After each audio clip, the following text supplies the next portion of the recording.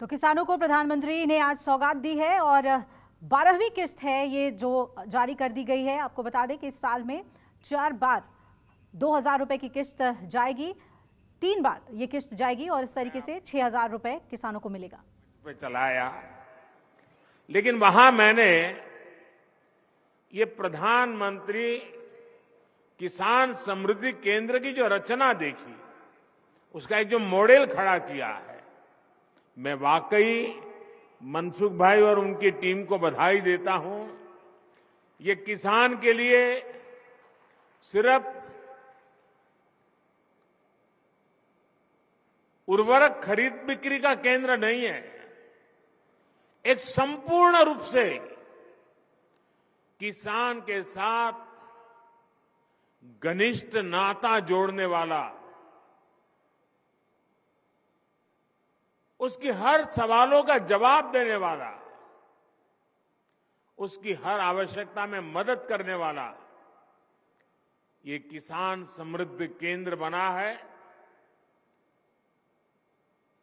साथियों, थोड़ी देर पहले ही देश के करोड़ों किसानों को पीएम किसान सम्मान निधि के रूप में 16,000 करोड़ रुपए की एक और किस्त उनके खाते में जमा हो गई। आप में से भी जो किसान यहां बैठे होंगे, अगर मोबाइल देखेंगे तो आपके मोबाइल पे खबर आ गई होगी कि 2,000 रुपये आपके जमा हो चुके हैं। कोई बिचौलिया नहीं, कोई कटकी कंपनी नहीं, सीधा सीधा मेरे किसान के खाते में पैसा चला जाता है। मैं इस दिवाली के पहले पैसे का पहुंचना, खेती के अनेक महत्वपूर्ण कामों के समय पैसा पहुंचना, मैं सभी हमारे लाभार्थी किसान परिवारों को, देश के कोने कोने में सभी किसानों को, उनके परिवारजनों को इस अवसर पर बहुत बहुत बधाई देता हूं। जो एग्रीकल्चर स्टार्टअप यहां पर उसका जो आयोजन में आया है, मैं उन सबका भी जो हिस्सा ले रहे हैं, किसानों की भलाई के लिए उन्होंने जो नए नए इनोवेशन किए हैं, उनकी मेहनत कैसे कम हो, उनके पैसों में बचत कैसे हो, उनके काम में गति कैसे बढ़े, उनकी सीमित जमीन में ज्यादा उत्पादन कैसे हो, ऐसे अनेक काम ये हमारे स्टार्टअप वाले, हमारे नौजवानों ने किए हैं। मैं वो भी देख रहा था, एक से बढ़कर एक इनोवेशन नजर आ रहे हैं। मैं ऐसे सभी युवाओं को भी जो आज किसानों के साथ जुड़ रहे हैं, उनको बहुत बहुत बधाई देता हूं और उनका इसमें भागीदार होने के लिए हृदय से अभिनंदन और स्वागत करता हूं। साथियों, आज वन नेशन वन फर्टिलाइजर इसके रूप में किसानों को सस्ती और क्वालिटी खाद भारत ब्रांड के तहत उपलब्ध कराने की योजना है। ये शुरू हो गया आज। 2014 से पहले फर्टिलाइजर सेक्टर में कितने बड़े संकट थे, कैसे यूरिया की कालाबाजारी होती थी, कैसे किसानों का हक छीना जाता था और बदले में किसानों को लाठियां झेलनी पड़ती थी। ये हमारे किसान भाई बहन 2014 के पहले के वो दिन कभी नहीं भूल सकते।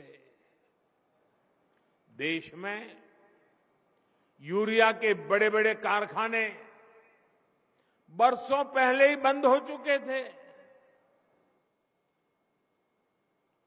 क्योंकि एक नई दुनिया खड़ी हो गई थी। इंपोर्ट करने से कई लोगों के घर भरते थे, जेब भरते थे, इसलिए यहां कारखाने बंद होने में ही उनका आनंद था। हमने यूरिया की 100% नीम कोटिंग करके उसकी कालाबाजारी रुकवाई।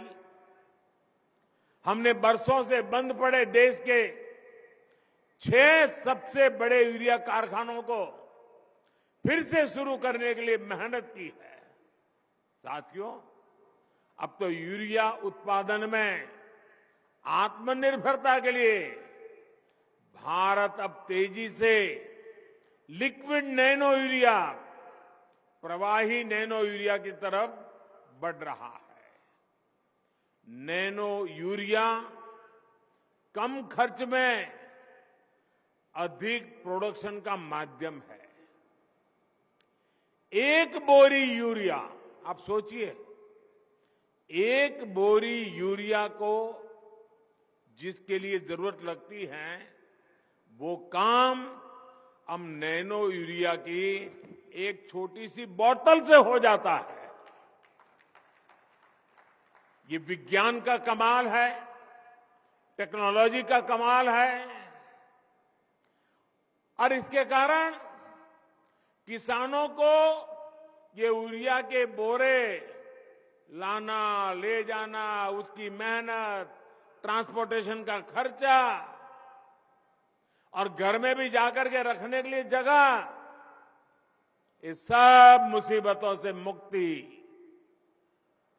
अब आप आए बाजार में 10 चीजें ले रहे हैं, एक बोतल जेब में डाल दिया, अपना काम हो गया। फर्टिलाइजर सेक्टर में रिफॉर्म्स के हमारे अब तक के प्रयासों में आज 2 और प्रमुख रिफॉर्म, बड़े बदलाव जुड़ने जा रहे हैं।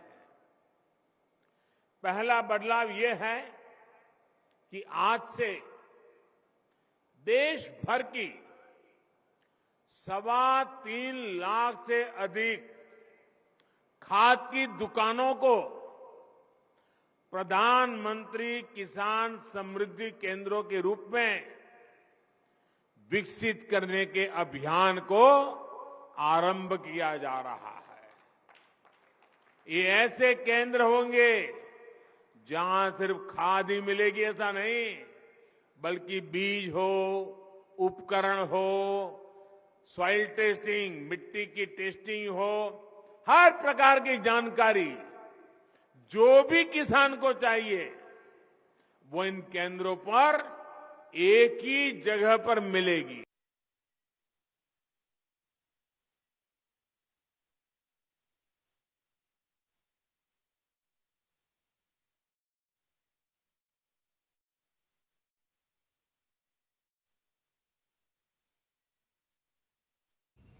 तो ये तस्वीरें आपको दिखा रहे हैं किसान सम्मान निधि की 12वीं किस्त प्रधानमंत्री ने जारी की और उन्होंने बताया कि कैसे किसान के लिए स्टार्टअप्स को लेकर सरकार मदद मुहैया करा रही है।